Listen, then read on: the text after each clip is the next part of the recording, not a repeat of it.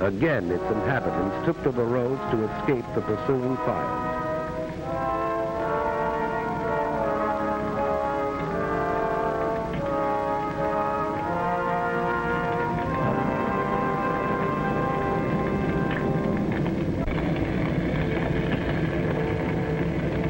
The cathedral crashed in flames. The invaders rolled on. Morning found the refugees still fleeing blindly. Reputable observers said these refugees were machine gunned from the air. There is no photographic evidence of this. And this is what they fled. The Nazi machine moved on, and after a day's destruction, paused only to sleep.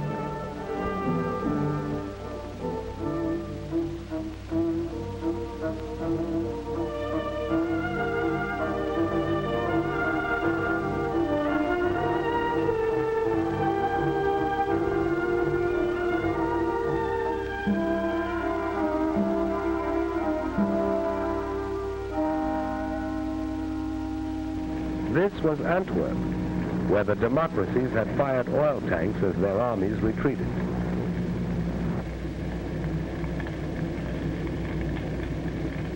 The improvised Allied defense collapsed. The British Army was driven into the sea at Dunkirk, according to plan. Dunkirk has been called the triumph of man over the machine.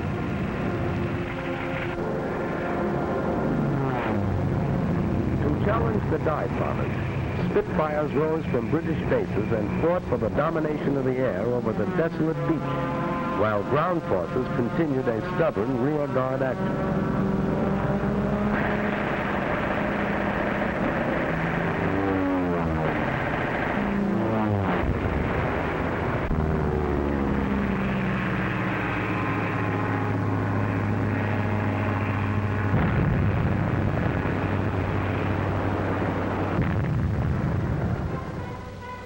British ships, cruisers, destroyers, yachts, paddle boats, anything that could float, crossed the channel and evacuated some 350,000 British and French troops back to England.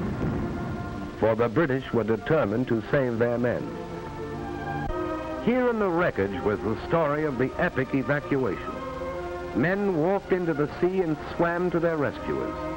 They couldn't take their weapons, trucks, tanks, or guns, but men were saved to fight again. Having slashed through Luxembourg, Belgium, and Holland, 5 German armies fanned out across France. Treachery and incompetence had doomed the nation that only a decade ago had been leader of Europe. Now the campaign mounted in fury as France crumbled.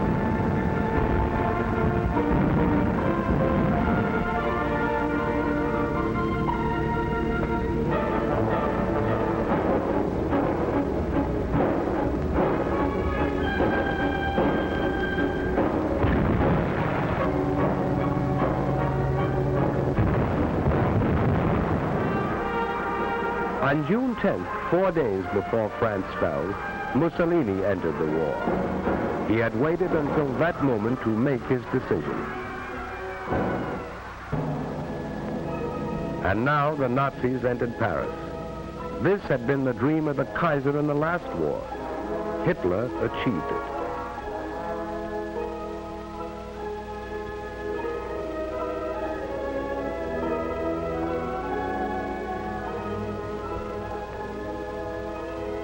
And the Maginot Line was still there.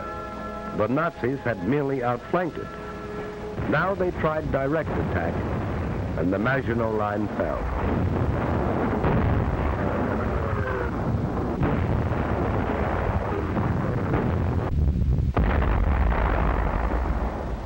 The First World War had ended officially in this railroad car, where Marshal Foch had received the delegates of the vanquished Germans. Hitler commandeered the car for what he believed was the end of the Second World War.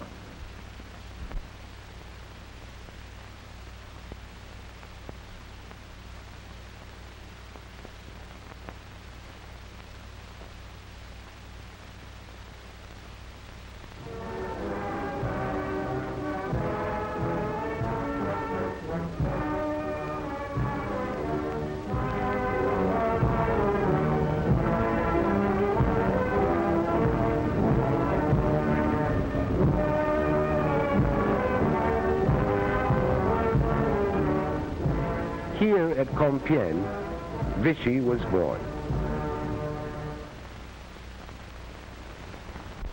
Hitler was happy.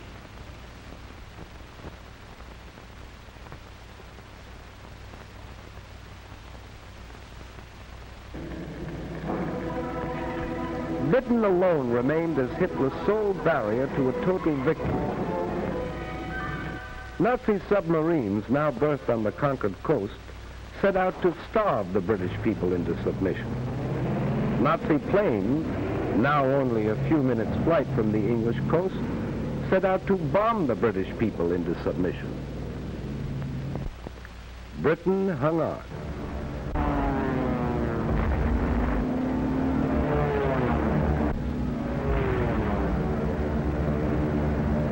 They bombed railroads and factories to disrupt transportation and war production.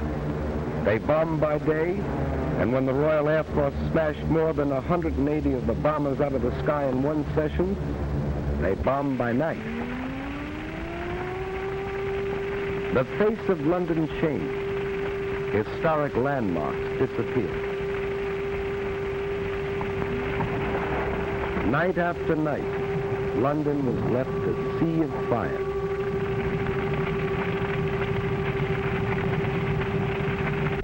Coventry.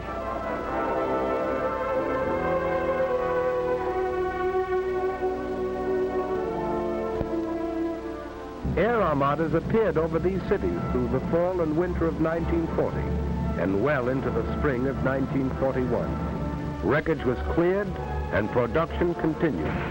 A new army was created, equipped with new weapons. And Hitler, frustrated, turned east. If this were to be a long war, he would need Russian oil and Russian wheat.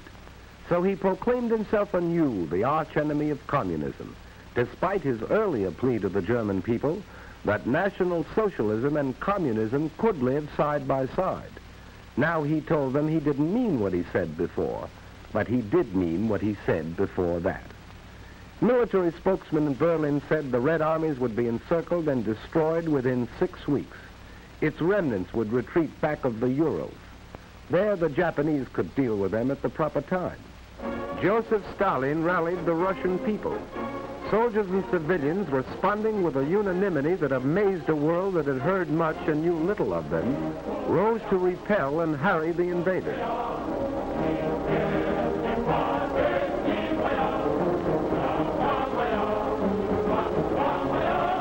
Working with whatever tools they could seize, working against time, men and women, old and young, carved these huge tank traps.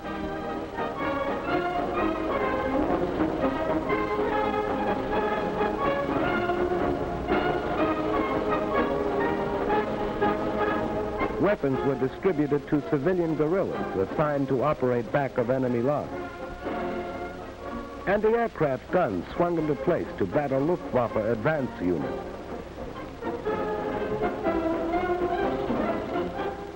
Here was the wheat that Hitler wanted, and Russian men, women, and children were determined to keep it out of his hands. They would have neither food nor shelter. Factories worked day and night, for the Russians knew this was a war of machines. Entire plants were moved east, complete with workers. Weapons of war poured out of these factories, and the Germans, as well as the rest of the world, discovered the Russians had tanks to meet tanks and planes to meet planes. The Russians retreated, but not without inflicting sizable casualties.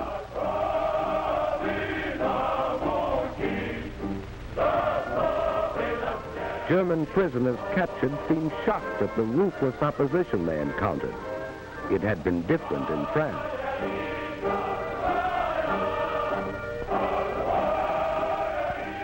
Winter found the Russian army still intact.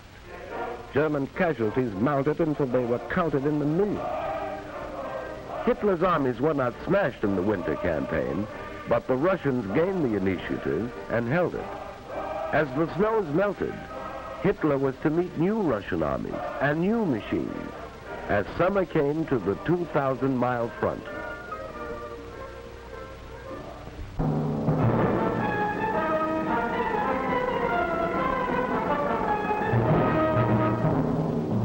We were not sufficiently on the alert in Hawaii. The Japanese won a series of spectacular victories in the Pacific. Under General Douglas MacArthur, American and Filipino forces fought a fabulous delaying action in the Philippines. Manila was bombed, although it was declared an open city. Because of vast distances, it was impossible to send supplies or reinforcements, and Bataan fell, only when Americans and Filipinos had eaten their mules.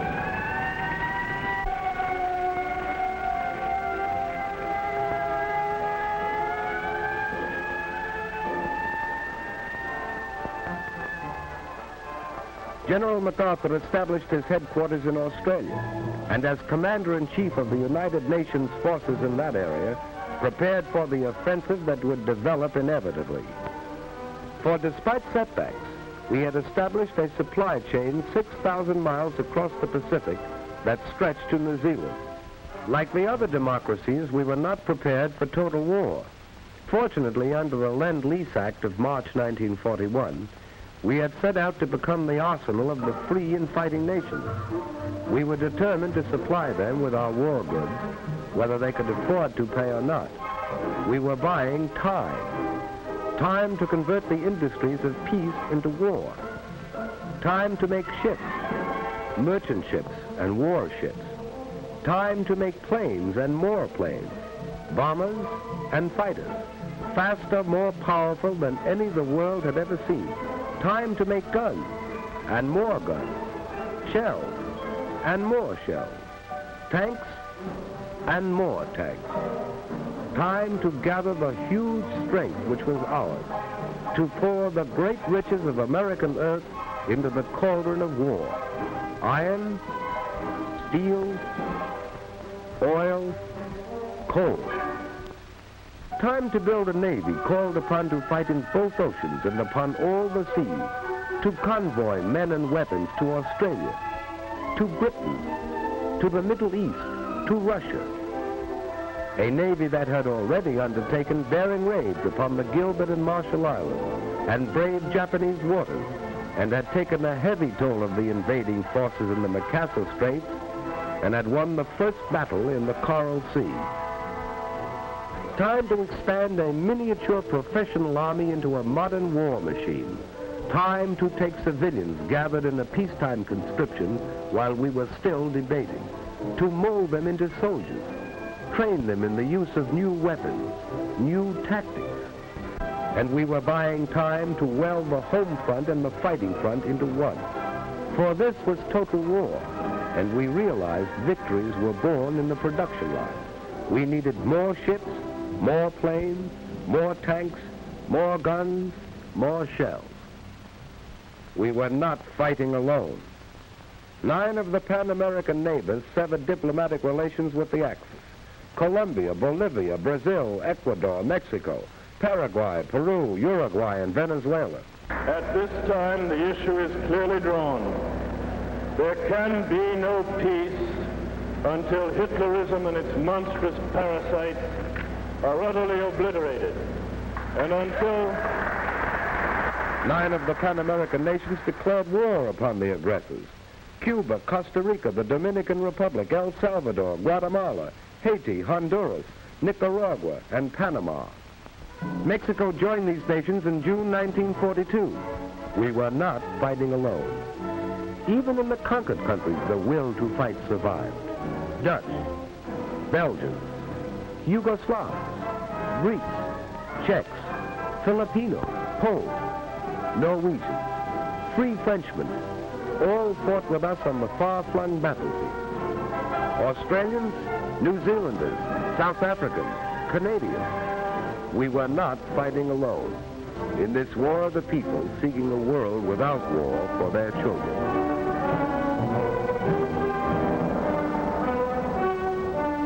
Britain, growing steadily stronger in its third year of war, sweeping the skies of conquered Europe, harassing the enemy with commando raids, sending forth huge armadas of bombers over German cities Hitler promised would never be attacked.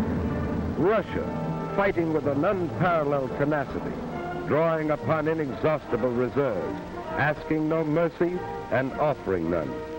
China, knowing the patience of an ancient civilization, surmounting handicaps that would have destroyed other nations, fighting on as it had fought alone. And the people of the United States, an angry people, whose resources and privileges were the envy of the world, offering these without stint, fighting in the factories and the foxholes, fighting in the jungles, the deserts, the frozen wastes, fighting on all the oceans, fighting for survival, fighting a war which would be hard and might be long, but which they would win.